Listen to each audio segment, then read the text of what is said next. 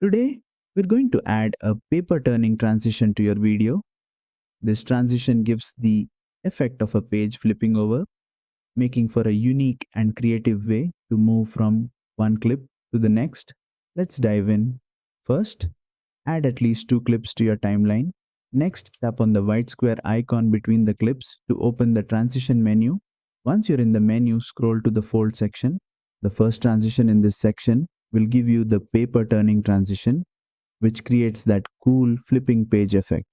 After selecting the transition, you can adjust the duration slider to control how fast or slow you want the paper turn.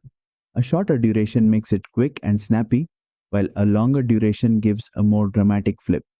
Once you're happy with the effect, tap the check mark to apply the transition, and you're done. You've added the paper turning transition to your video, giving it a creative and smooth page flip effect. If you found this tutorial helpful, don't forget to like, share, and subscribe for more InShot tips and tricks.